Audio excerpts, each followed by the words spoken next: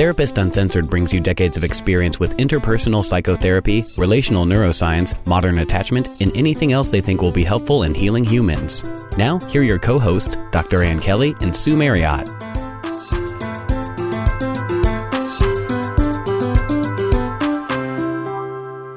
Hey, Ann Kelly, it is so fun to be back recording again. It is. It's been a while. We've had tons of guests, but we haven't been here sitting together in quite a while. Part of what we've been doing in the break is really cultivating connections within our NeuroNerd community, the Patreon community. That's been a lot of fun. Your study group is going well, and we have reading pods that have been taking off. I really love how that community is starting to really coalesce. Me too. It's really great. A lot of smart, fun, interesting people. But in addition to that, I'll say some of why we haven't been just jumping on and doing kind of podcasts now and then the way that we have before is that we've really been doing this study and deep dive around how race and class and political structure affects the cross between race and class and culture and attachment science. Right. We talk quite a bit about our attachment work being the modern attachment spectrum, and integrating neurobiology. And we would be remiss to not continue to take a deep dive into what you just mentioned in terms of identity and race. And we've been writing a lot, which also... Oh, yeah. We've been doing... I knew there was something big besides all the normal things. But it's been taking a lot of our time. We're working on a book. We are. And it's a lot of fun, but a lot of work. But, you know, in trying to make this book the most integrated and updated that we can and what we want to put out there, we have to take a deep dive, and it's been really stimulating. That's right. I know many of you are doing workshops, reading books, really trying to deactivate some of our internalized racism. You know, that's been a whole journey in and of itself, lifelong journey really, but with this racial reckoning that's happening in our country, I think many of us have stopped to really reflect about our part in this. And in doing that, it was the natural next step to look at, there's all these things we're not aware of that we do to contribute to the problem. But it's not that hard to widen the lens and look at psychological theories in general and science in general and how Western and industrial sciences in general, like human sciences. So then it's the next natural step to think about, wait a minute, Bowlby wrote about this in the 50s. Ainsworth was in the 60s. And when you were saying wrote about this, we're talking about specifically about attachment. Oh, that's right. That being a primary focus of this podcast. Where did the history come from of the research and what we're reporting on and diving into every day on this podcast and in our book? And I have to say, I've always asked all the researchers that we've had on here, some of them that we have not had on, but I've gotten the privilege of speaking with. I always ask about class, race, culture, how does this stand up? And the most common response I get is, Mary Ainsworth did the original research in Uganda, looking at mothers and infants there for quite some time. Of course, Patricia Crittenden, has done quite a bit of work with a wider variety of folks than, the European, American, middle class that many, many psychological studies and research kind of focus on. Yeah, actually, I think you've been having the same experience. The deeper we dive in this, the more we appreciate some of her perspective about how she integrates culture and the environment and how things manifest, that we have to take into account what is happening in individuals' culture, in their environment, in the stress of their specific family when we get into socioeconomic, as well as broadening out to different cultures and political pressures that impact our sense of safety and our ability to connect. So I was pleased to see that even at the Bowlby Center, they're really working to try to stay up to date and integrated with the new research that comes out and with the new thinking around some of our embedded cultural assumptions and our embedded racism. So that's exciting. But when you really look back, these are privileged European, white, very educated people that are creating the scales. So going back to Mary Ainsworth in Uganda, one of the things about it is when we are looking at universal attributes, that's what attachment is seen as. Well, it's a biological system that is universal. Well, if it's universal, Let's, for us to say that it's universal means that it needs to apply all the way across multiple cultures, different ways of thinking. This isn't to criticize the science that's come before. It has been fantastic and some of the most robust and rich research, and research that stood up to incredible scrutiny. And so what we're adding today we're not taking a left turn or right turn. What we're adding is we don't know what we don't know. And so the folks that set up these original instruments and began to look, we don't know that we have these embedded assumptions. So our idea here is to simply expand the scope of the way that we think about it and to ask good questions. We're not coming with a lot of answers, but we want to really begin to embed even more. I think that we've done a pretty good job of that so far, of not pathologizing attachment insecurity, for example, and calling it adaptive, and that it's a solution to stressors that typically is adaptive in that home environment. Which is a really important point, isn't it? Because the idea of calling something secure versus insecure, in our Western culture way of viewing that, it can sound like pathology. It's really hard to separate our own view of even that terminology. So we're having to look at how does our own culture get embedded in both, how we assess attachment. How do we assess what looks like secure attachment? And even what do we label it as? Rather than seeing it as an adaptation to the culture, it kind of implies a right and a wrong. And no matter how much we teach it, that this isn't a right or a wrong. That's why, of course, we decided to go with colors, right? Because red, blue, green, it really does have this implication that there's a right way of being in the community, in the world, and the right way of engaging with your infant. And then there's this other way that really can screw everything up. I mean, there's no getting around the word insecurity, right? Who wants to be insecure? It's just you're secure, which is good, or you're insecure. One thing as we go is that everybody that we've interviewed, everybody that we've studied under and studied with and talked to about this, everybody wants to get here. So there's no bad guys. This isn't us calling out the patriarchy of some of the scholars that have come before. I mean, I guess it sort of is that, but it's done in that we're all in this together and we're all pulling in the same direction. Because we're calling ourselves out. That's exactly right. Right. We're not just calling out. I mean, there is an influence that we're in a patriarchal society that has influenced quite a bit of this research, and we'll talk about that. But it is also our own embeddedness in this culture, and somehow the ways we talk about it can imply that there's a certain way that mother-infant kind of sensitivity is supposed to look like for it to be that kind of secure relating. And diving into some of this deep cultural differences has really been helpful for me personally. I think you too. And so we're calling ourselves out. That's right. We're calling ourselves out and we're learning. And here's the thing. If you are secure, if you're integrated neurologically, then it's really no sweat to update your model.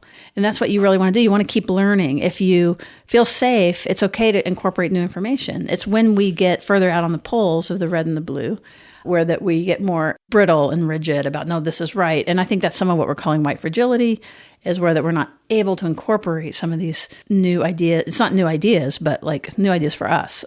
Right. Frankly. What do you think about starting just with class in general? That sounds great. Yeah. Because in the United States, it's interesting. There's not a obvious class system, like a caste. Mm-hmm. It's not immediately obvious. So I think a lot of what we end up doing is we end up with possessions trying to demonstrate our class status. So what do we mean by class exactly, right? In the research, we talk about SES. Which is... What is SES? All of a sudden, I use it so often. I'm like, socioeconomic status. That's right. I did the same thing. I was taking notes and stuff, and I was like, SES. Wait, what is that? Yeah, socioeconomics. To be super clear, what we're talking about is what they call SES, or socioeconomic status. That basically it's about your occupation, it's about your education, and it's about your income and wealth. That's stratified, really. So let's go right to the brain. And this was fascinating research showing that you can predict cortical surface area. So if you were to take off your skull and look down at all the wrinkles in the top of your brain, basically the more surface area you have, the better that is for vocabulary, for problem solving, for impulse control, distractibility, all those good things. So we want lots of wrinkles and lots of surface area. But one of the biggest factors is household income. In how much surface area develops, because it's not you're born with or without it. That's exactly right. It's a developmental process. We talk about the fact that our brain begins developing in utero and continues and continues and continues, actually till we die. And as we engage with our world and very importantly, how the world engages with us really can create that process. That's right. So there's a couple of factors of this, as far as the brain size and the brain structure, just related to income, simply income. Forget attachment for a second. This is what's so crazy about this, is that on fMRIs, you can measure this, and it is a really strong finding. And what they've boiled it down to is they believe that there's a couple of factors. Primarily, it's language and stress. So if you're having trouble making ends meet and your employment isn't stable and you get laid off or you get fired or you get sexually harassed at work and aren't able to leave, the many, many, many structural stressors related to income disparity, that is going to impact your parenting, right? It's going to impact your sensitivity. Think about just everybody listening, just when you're tired as a parent, how you look, right? Right. And for those of us, we think there's so much more, even if you're not from a lower SES, to really bring yourself to relate to even the stressors from the pandemic. And when the stress was so high, whether because you lost your job or because you couldn't leave or all the different stresses, how much that impacted your ability to engage with the world, with friends, with your children, to be patient, that inherently is going to inhibit our ability to even just interface. Totally. So that stressor is one of the reasons that then we give subpar parenting. It's not because we're better or worse than anybody. Every human being under this stress will respond in a similar way. Right. We're not able to be nurturing. That's right. In the way that our instinct would be if we were fully flushed. And then you add on top of that this idea of language. And we're going somewhere with this. This is going to build on itself around those of you that are interested in attachment and know about attachment measures. And I don't remember the number. It's in the billions of difference of words that a child has heard when you're not having economic strain. Or let's say that you're born into privilege in some way, shape, or form. Your parents are more likely to talk with you. They're more likely to be talking out loud and mentalizing. They're more likely to be home instead of working 3 or 4 jobs. That's right. Right. So you have just direct access to language because you have older individuals or maybe multiple that are actually having an ability to have conversations that's not been inhibited by high stress and cortisol in your body. That's right. And so with people who are struggling with this income disparity, the number of words exposure is much, much lower. And they tend to be more directive. Again, I think of this about bandwidth and also about culture. There's a more authoritative stance. There's more of a correctional stance. Because it's survivalistic, right? That's right. It's survivalistic. You've got to get the child to do what you need them to do. Put your clothes on. Right. We have to go. It can't be this. That's right. I'm going to be late. I could get fired. So these things profoundly impact the development of the physical structure of the brain. So I think it's just about impossible to separate out things like class and income and economic strain from measures that are a little bit more ethereal, maternal sensitivity. And we'll get into more about that related to culture, about what is sensitive and what isn't sensitive. But that's just the first layer. It's the economic strain. These things are associated with everything from academic success to teen pregnancy to mental health issues, higher anxiety, higher depression. And to take a moment on that, because we're talking about the limited resources that the parent has to offer the child. But we also want to really emphasize, we talk a lot about neuroception and what the child and the infant on up is picking up in the stress level of the parent. And that will also, our infants and young children are complete receptors of picking up these kind of things from their parents. And so when that happens, guess what happens? You have mirror neurons and you have an infant and a young child that is also highly stressed.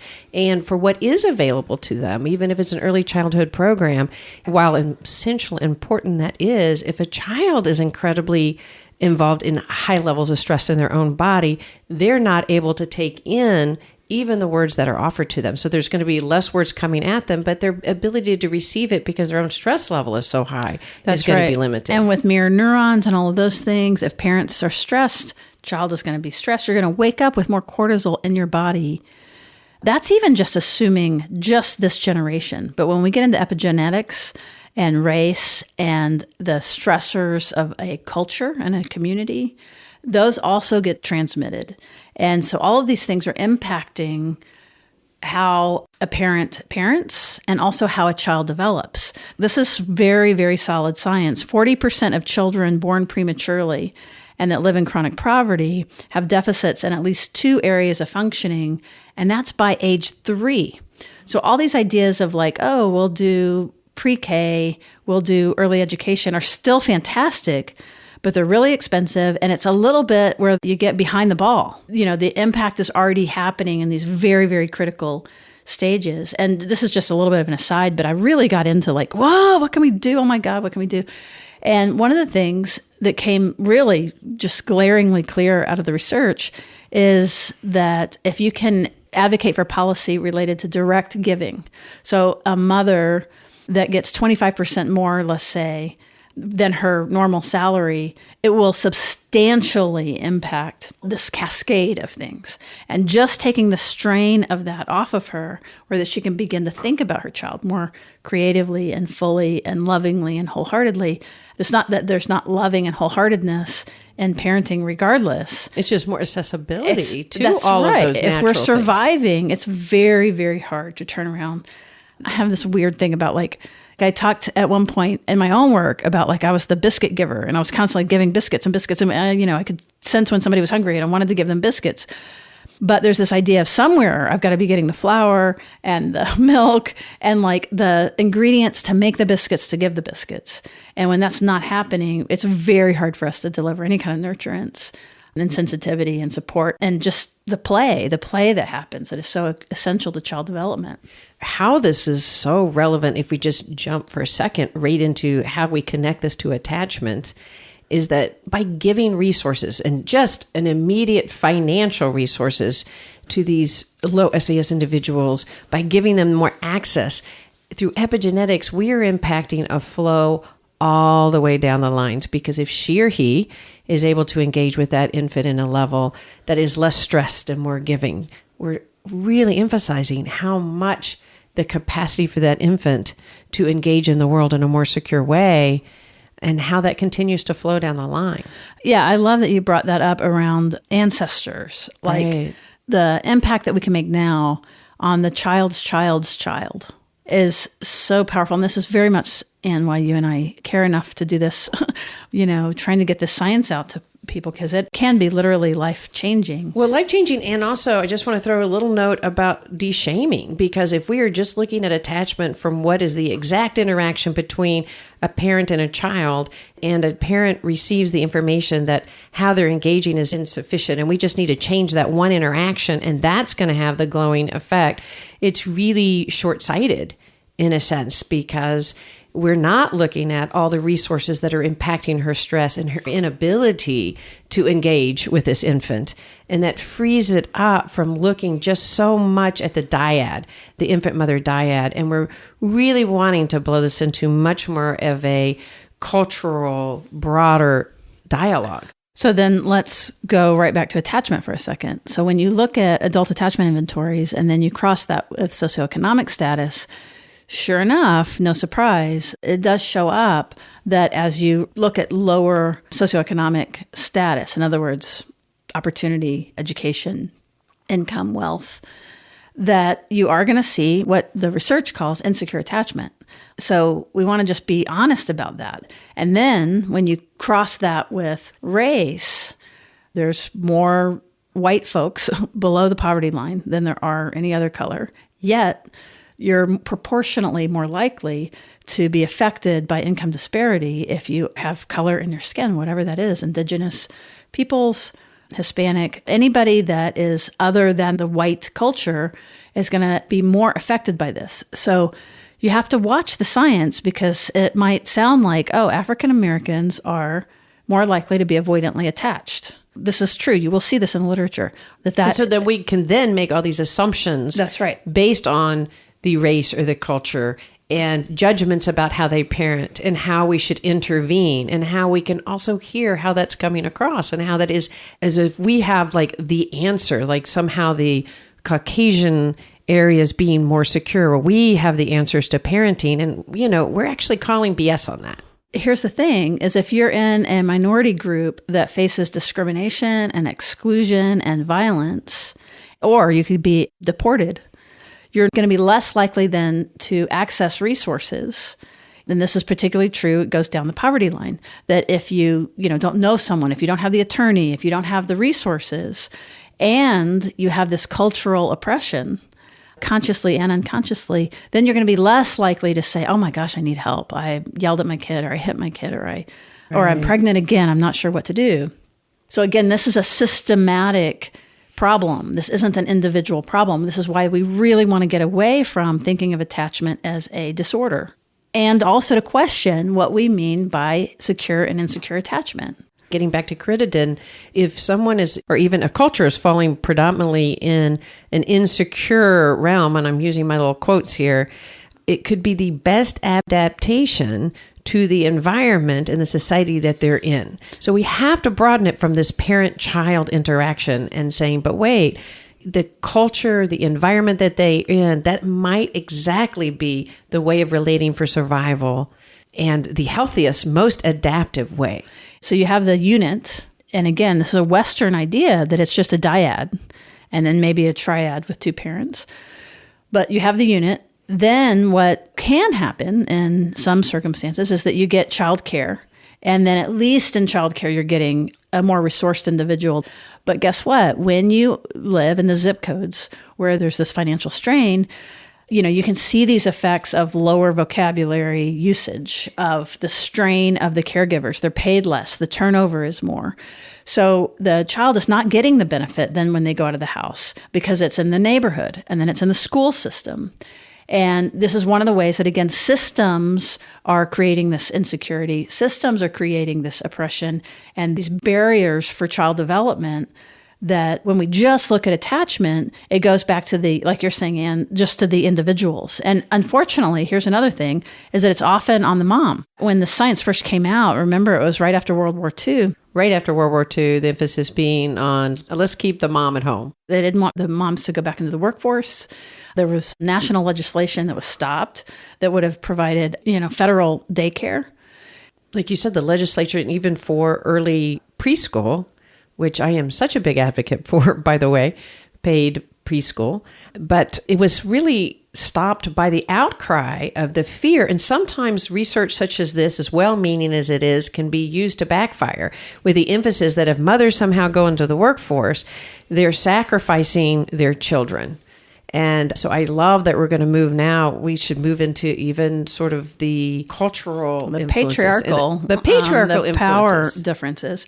Here's the thing, if we update it to now, we can still use the attachment science and policy, but to do it more accurately, which is reducing the strain on the parents, really, really focusing on early child development and, resource supporting. But I think we're just trying to make the point that initially, the moms got all the blame, and that's not unusual. And the responsibility. And the responsibility. And that's one of the criticisms of looking at just this dyadic system. What about dads? What about when you have two dads? What about, here's another one, when culturally you have a lot of kids and then the older kids provide the care.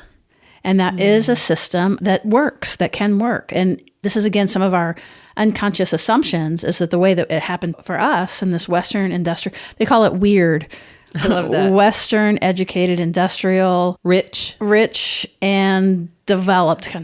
Developed, I think you're right. Yeah. Basically all the stuff that we are, as a community, as a culture, maybe many of us listening, that we can't see that there are other ways sometimes. So for example, collectivist cultures versus individualistic cultures. Basically that it's bidirectional. So basically, when you're raised in the way that we described, where there's more health issues, there's less access to support, there's the strain, all those things.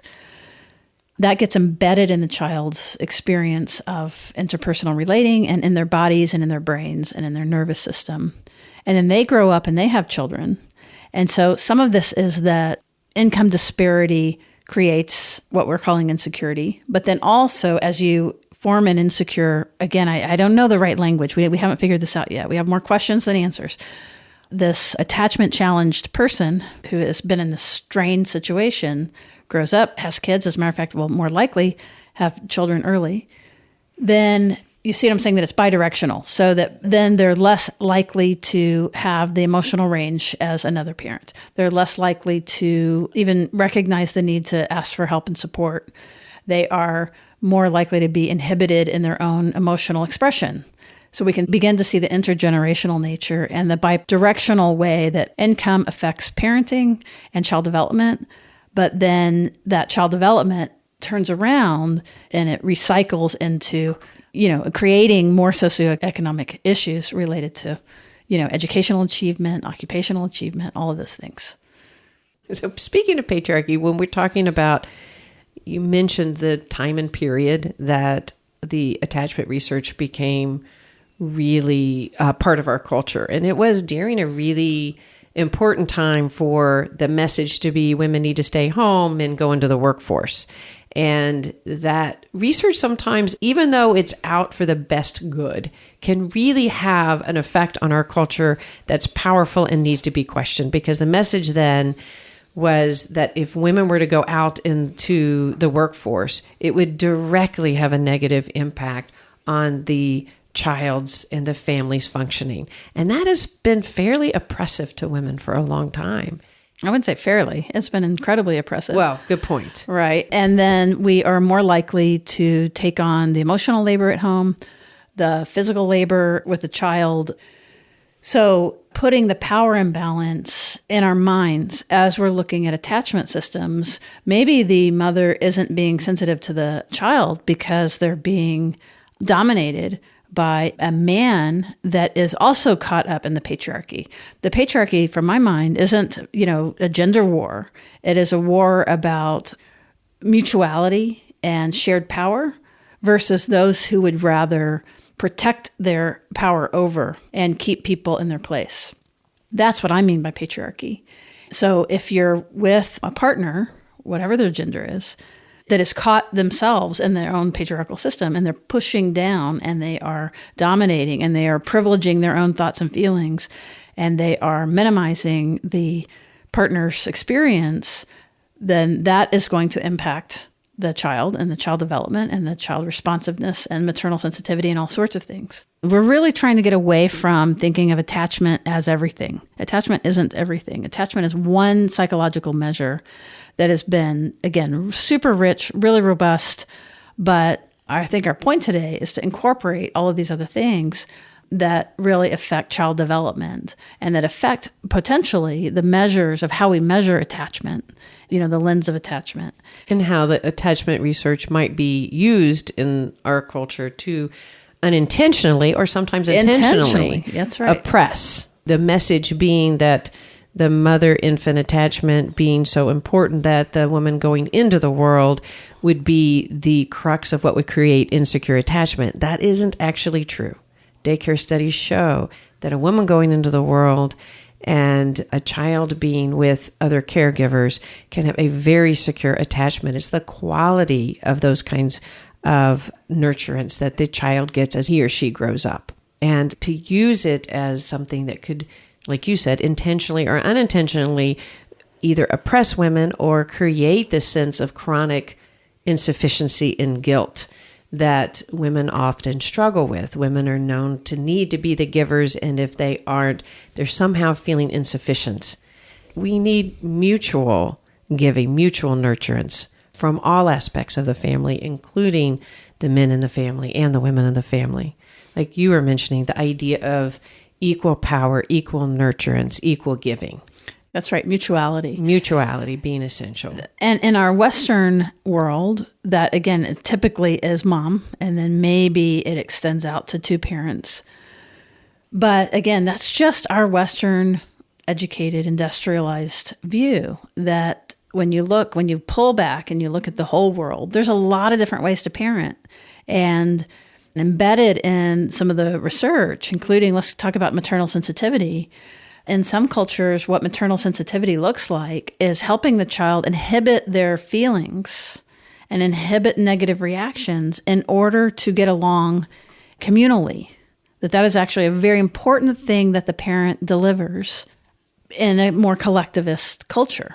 Right. Examples of that would be the Japanese culture, the Latino culture, the emphasis being on interdependent and collective society. So the identity is about the social context. It's not about interdependence, so that the individual emotional expression doesn't serve a more important part of the environment than the collective needs. So that's why the suppression of intense emotion may be, because the collective good is outweighing that individual good.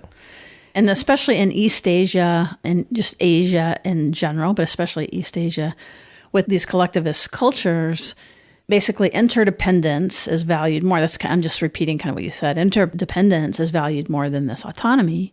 So again, looking at maternal sensitivity, like even if you think about putting a baby on a sling and facing the baby towards you versus facing the baby outwards.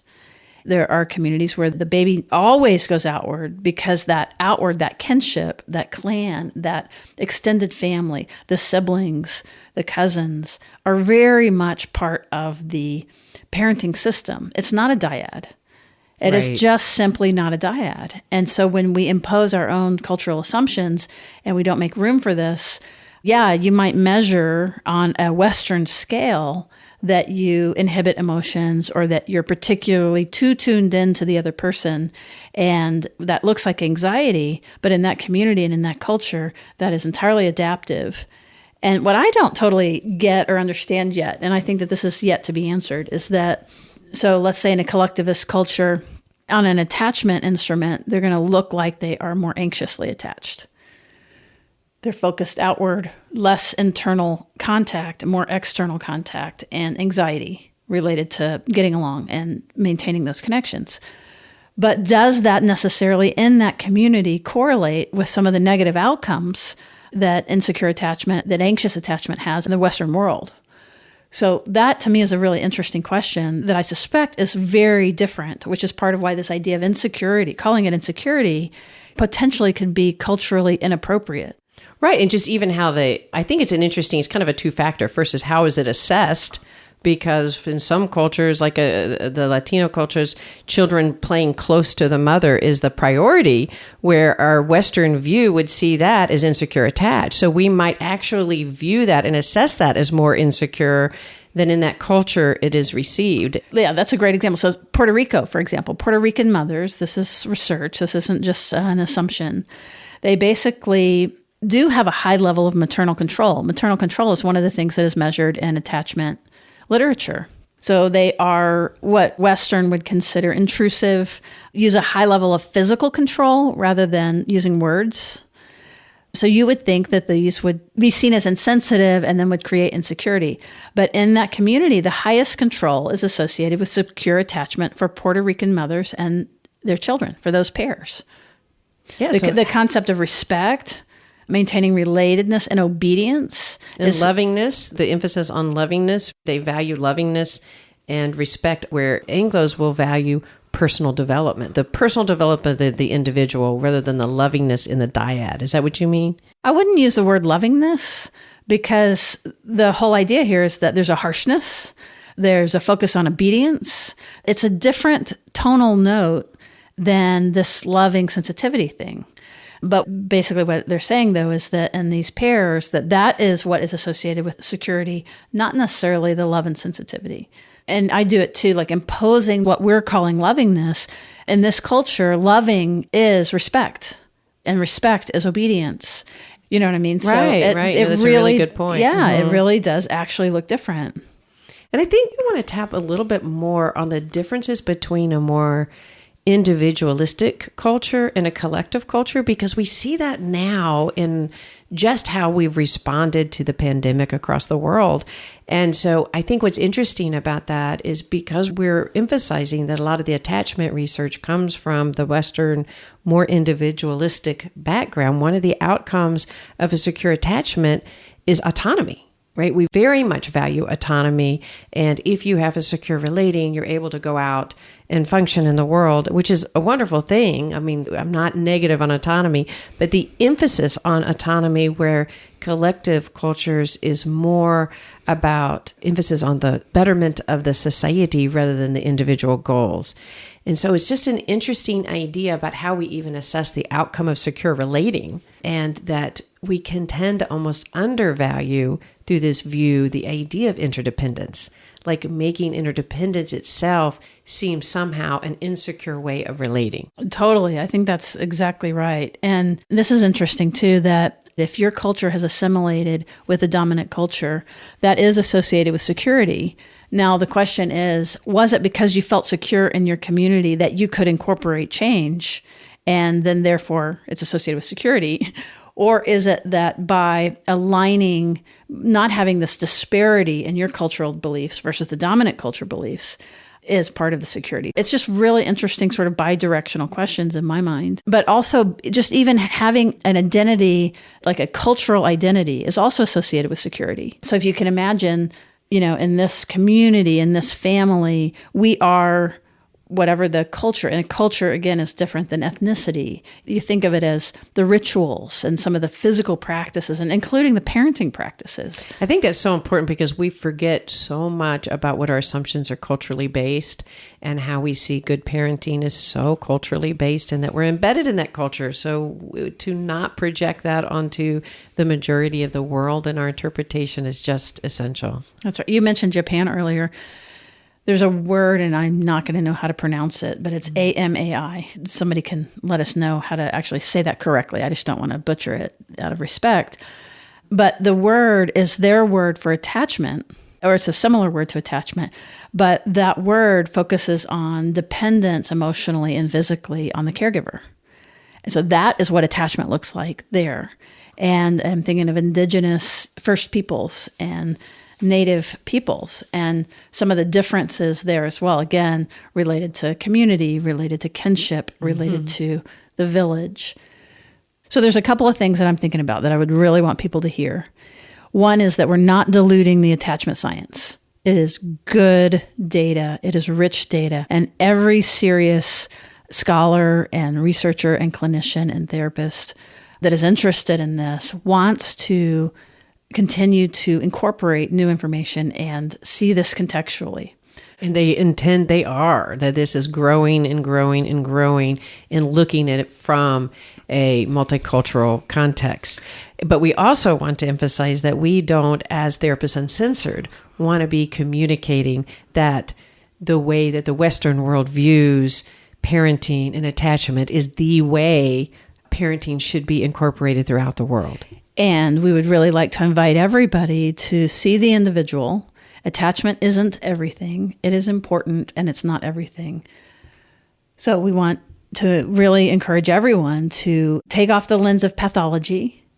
Anne's favorite word is curiosity. To put on your curiosity, to come to understand what this adaptation that you're seeing means, and from their place, from their history, from their cultural history, from power dynamics, histories of violence, and of course, resource equity. And that's exciting. And there's no answers in that. There's just questions, but it really is. And I'm not sure how to exactly incorporate it, like more as part of the weave instead of, this isn't just an episode. This is a shift that we have started a while back, but that we really are trying to name of putting these things in context. We want to very much interweave it. I like the context of interweaving. Yeah. Can I share something funny? Please. So listening to Brene Brown the other day, you know that she and I share one of our favorite sitcoms, and that is Ted Lasso. So if you haven't seen that, she did a whole episode on it. I was shocked about it. But one of the things that the directors of that said is that the thing that Ted Lasso represents, and it is quite the opposite of the culture of dominance, is that we all have ignorance. We all have ignorance, and that's what we're talking about. But we can have ignorance with arrogance, We have ignorance, but we don't want to be ignorant. So we're going to be arrogant that we know best. We know best for this culture. We know best for that culture. Let us tell you what's the best. For that family and for that client. For that family, that client, exactly. But what Ted Lasso represents is ignorance with curiosity. And I realized when she said that, that's why I love that show and I love that character, because he walks through the world he isn't actually ignorant in a bubbling full kind of way. He's ignorant, but he opens his ignorance up to curiosity and he accepts it with such love and grace.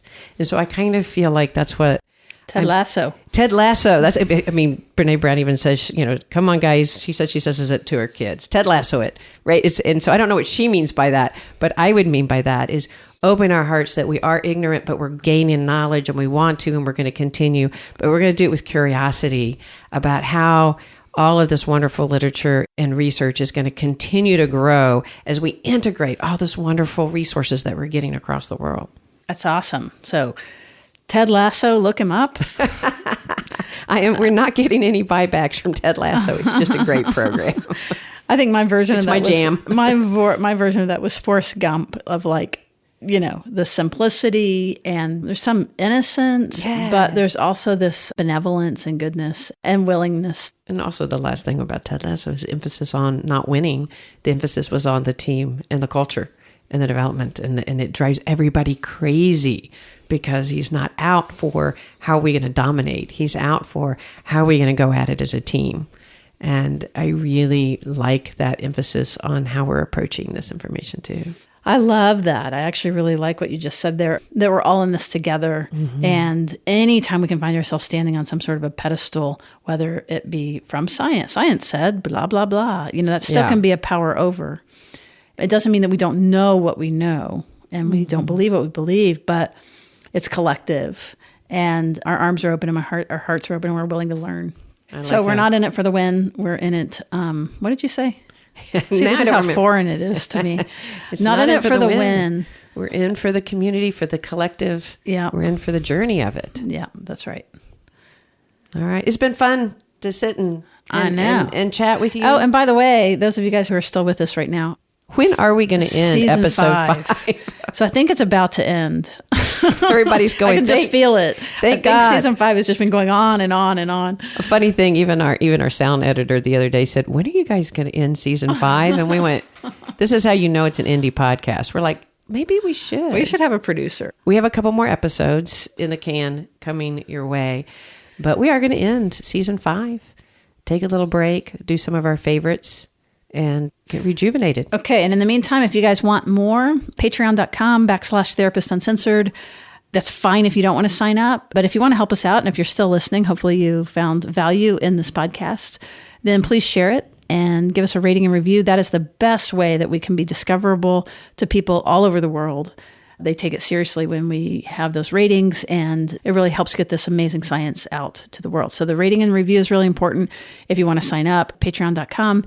Right now, the next book that's up is Strange Situation by Bethany Saltman, who investigated Mary Ainsworth and her work, which is really fascinating. It's a great book. And by the way, what she means by that is we just did a little nod to this, is we have reading groups for Patreon members now that you can join via Zoom. And it's really fun. People are joining all over the world. We do have common meeting times, and you get to be part of studying a book and talking about it with colleagues. It's wonderful. All right, Aunt Kelly. All right. Shall we wrap? Let's do it. Thanks for joining us, and we'll see you around the bend.